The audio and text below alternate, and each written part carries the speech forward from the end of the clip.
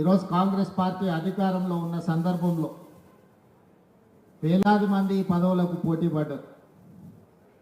ప్రధాన కార్యదర్శులు కావచ్చు, ఉపాధ్యక్షులు కావచ్చు, వివిధ హోదాలలో బాధ్యతలు స్వీకరించడానికి ఈరోజు వేలాది మంది పోటీ పడిన అందులో నుంచి మీకు పార్టీ ఏఐసిసి అధ్యక్షులు మల్లికార్జున్ ఖర్గే గారు, లోక్సభ అపోజిషన్ లీడర్ రాహుల్ గాంధీ గారు మీ అందరికీ అవకాశం ఇచ్చిండ్రు అని అంటే తెలంగాణ రాష్ట్రంలో కాంగ్రెస్ పార్టీని ముందుకు నడిపించడంలో, ప్రభుత్వం అమలు చేసే సంక్షేమ పథకాలను ప్రజలకు చేరవేయడంలో మీరు సారథులుగా ఉంటారు, పార్టీకి మంచి పేరు తీసుకొస్తారు అని చెప్పి ఏఐసిసి భావించడం వల్లనే ఇవాళ మీ అందరికీ అవకాశాలు వచ్చినాయి.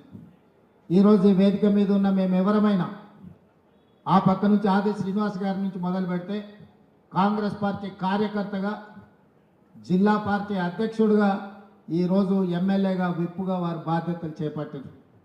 ఇక్కడున్న శ్రీహరి గారు జడ్పీటీసీగా కార్యకర్త స్థాయి నుంచి జడ్పీటీసీ నుంచి జిల్లా పార్టీ అధ్యక్షుడు, జిల్లా పార్టీ అధ్యక్షుడి నుంచి శాసనసభ్యుడి నుంచి ఈరోజు మంత్రిగా బాధ్యతలు చేపట్టి ఈరోజు ఈ వేదిక మీద కూర్చున్నారు.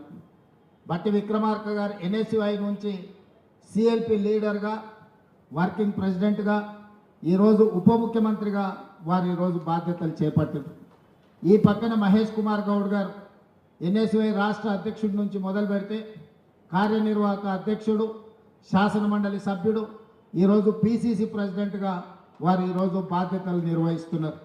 ఆ పక్కన సంపత్ కుమార్ గారు ఎన్ఎస్యుఐ యూత్ కాంగ్రెస్ నుంచి ఎమ్మెల్యేగా, అదేవిధంగా ఏఐసిసి సెక్రటరీగా ఈరోజు వారు బాధ్యతలు. ఆ పక్కన పెద్దలు షబ్బీర్ అలీ గారు ఒకప్పుడు అసెంబ్లీలో యూత్ కాంగ్రెస్ నాయకుడిగా సుధీర్ కుమార్ గారి నేతృత్వంలో ఆనాడు నిరసన కార్యక్రమంలో శాసనసభలోకి దూసుకెళ్ళి స్పీకర్ వరకు చేరుకుంటే ఆ రోజు 30 రోజులు యూత్ కాంగ్రెస్ ఉపాధ్యక్షుడిగా జైలుకి వెళ్ళి ఆ 33-34 ఏళ్ళ వయసులోని ఎమ్మెల్యేగా, మంత్రిగా షబ్బీర్ అలీ గారు ఇవాళ ఇక్కడ మీ ముందు అన్నాడు అంటే పార్టీలో బాధ్యత నిర్వహిస్తే తప్పకుండా అవకాశాలు వస్తాయి.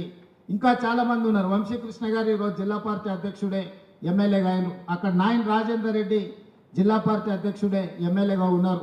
అదేవిధంగా ఇక్కడ చాలామంది, శంకర్ నాయక్ గారు జిల్లా పార్టీ అధ్యక్షుడు ఉండి ఈరోజు ఎమ్మెల్సీగా వారు బాధ్యత ఉన్నారు. సికింద్రాబాద్ జిల్లా పార్టీ అధ్యక్షుడు అనిల్ కుమార్ యాదవ్ ఈరోజు రాజ్యసభ సభ్యుడిగా ఈరోజు ఉన్నారు.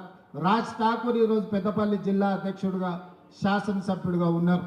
ఇట్లా చాలామంది వేదికల ఎదురుగా డాక్టర్ కవంపల్లి సత్యనారాయణ గారు జిల్లా పార్టీ అధ్యక్షుడు, శాసనసభ్యుడు అయిన అడ్లూరి లక్ష్మణ్ కుమార్ గారు మరి ఎక్కడున్నారో వారు ఎమ్మెల్యేగా, జిల్లా పార్టీ అధ్యక్షుడిగానే ఈరోజు మంత్రిగా బాధ్యతలు చేపట్టారు. చాలామంది ఈరోజు కాంగ్రెస్ పార్టీలో గతంలో ఏ విధంగా ఉన్నా, నేను 2018లో వర్కింగ్ ప్రెసిడెంట్గా, 2019లో పార్లమెంట్ సభ్యుడిగా, 2021లో పిసిసి అధ్యక్షుడిగా, 2023లో తెలంగాణ రాష్ట్ర 2వ ముఖ్యమంత్రిగా బాధ్యత చేపట్టిన అంటే కాంగ్రెస్ పార్టీ బాధ్యత నుంచే నాకు ఈ ఎదుగుదల, ఈ ప్రమోషన్ వచ్చింది. ఈ వేదిక మీద చాలామంది అక్కడ ఉండే శ్రీహరి గారు కావచ్చు, చాలామంది ఆ వరుసలో సురేఖమ్మ గారు కావచ్చు, వీళ్ళందరూ జిల్లా పార్టీ అధ్యక్షులుగా రాణించారు కాబట్టే, పార్టీకి సేవలు అందించారు, ప్రజల్లో ఉన్నారు కాబట్టే పార్టీ ఈరోజు గుర్తించి వాళ్లకు, వాళ్ళ కుటుంబ సభ్యులకు ఈరోజు ఎమ్మెల్యేలుగా, ఎంపీలుగా, మంత్రులుగా ఇవన్నీ బాధ్యతలు అప్పగించడం జరిగింది. నేను పిసిసి అధ్యక్షుడు అయినప్పుడు కొంతమంది ఫ్రంటల్ ఆర్గనైజేషన్ కానీ డిపార్ట్మెంట్స్కు బాధ్యత తీసుకోమంటే మా పెద్ద లీడర్లము, మేము రాష్ట్ర స్థాయి నాయకులము, జాతీయ స్థాయిలో మాకు గుర్తింపు ఉంది, మేము ఫ్రంటల్ ఆర్గనైజేషన్స్ డిపార్ట్మెంట్స్ చైర్మన్లుగా మేము బాధ్యత తీసుకోమని కొంతమంది తిరస్కరించారు. పర్వాలేదు అని ఆ రోజు ఎవరైతే ముందుకు వచ్చిన వాళ్ళకి ఆ రోజు బాధ్యత ఇచ్చినాం. ప్రభుత్వం వచ్చిన తర్వాత ఈరోజు ఇందులో చాలామంది ఉన్నారు, చాలామంది రాలేకపోయి ఉండొచ్చు. 65 మంది పార్టీలో వివిధ హోదాలలో పనిచేసిన ఎస్సీ, ఎస్టీ, బీసీ, మైనారిటీ, మహిళా, యూత్ కాంగ్రెస్, ఎన్ఎస్యుఐ ఎవరెవరైతే ఫ్రంటల్స్కు బాధ్యత వహించిండ్రో అందరినీ కార్పొరేషన్ చైర్మన్లుగా, ఎమ్మెల్సీలుగా, ఎమ్మెల్యేలుగా, ఎంపీలుగా టికెట్లు ఇచ్చి పార్టీ బాధ్యత మోసిన వాళ్ళకి ప్రభుత్వంలో భాగస్వామ్యం ఉంటుంది అని చెప్పి ఈరోజు నిర్ణయం తీసుకున్నాం. మిత్రుడు జగ్గారెడ్డి గారు ఓడిపోయిన నిర్మలా జగ్గారెడ్డి గారిని జిల్లా పార్టీ అధ్యక్షురాలుగా చేసింది కాబట్టి ఒక ఎమ్మెల్యేకు మంత్రి పదవి ఇవ్వకపోతే టీజీఐఎస్సీ చైర్మన్ ఇస్తాం.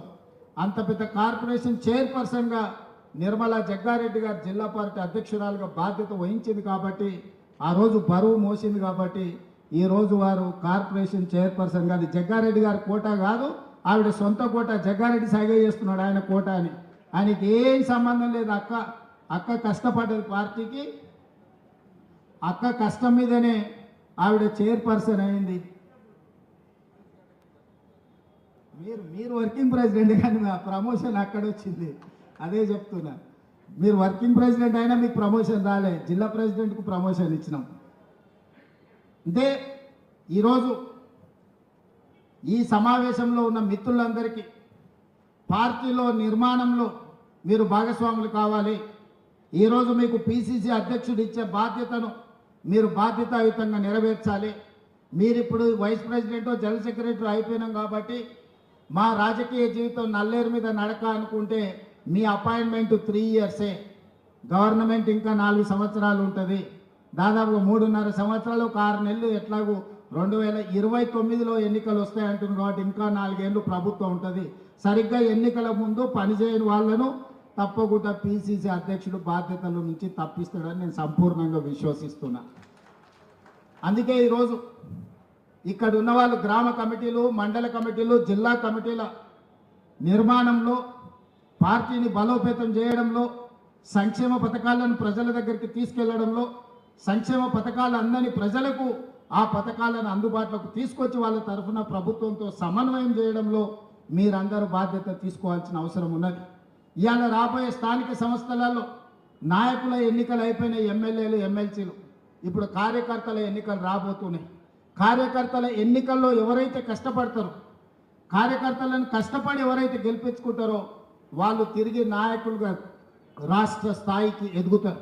అందుకే ఈరోజు పార్టీ నిర్మాణంలో భాగస్వాములు కావాలి. స్థానిక సంస్థల ఎన్నికల్లో పార్టీ కార్యకర్తలను గెలిపించుకోవాలి. అప్పుడే పార్టీ బలోపేతం అవుతుంది. పార్టీ బలోపేతం అయితే రెండవసారి కాంగ్రెస్ పార్టీ తిరిగి అధికారంలోకి వస్తుంది. రెండవసారి అధికారంలోకి రావడం మీ చేతుల్లోనే ఉంది. ఇవాళ ఈ వేదిక మీద నుంచి నేను ఒక్క మాట చెప్పదలుచుకున్న మిత్రులందరికీ, 94 నుంచి 2004 వరకు 2 సార్లు తెలుగుదేశం పార్టీ ఆనాడు అధికారంలో ఉన్నది. 2004 నుంచి 2014 వరకు ఆనాడు కాంగ్రెస్ పార్టీ 2 సార్లు అధికారంలో ఉన్నది. 2014 నుంచి 2023 వరకు టీఆర్ఎస్ 2 సార్లు అధికారంలో ఉన్నది. 2023 నుంచి 2033 వరకు 10 సంవత్సరాలు కాంగ్రెస్ పార్టీ తప్పకుండా అధికారంలో ఉంటుంది. ఈరోజు ఎవరెవరైతే పార్టీ కోసం పనిచేస్తారో ఈ 10 సంవత్సరాలలో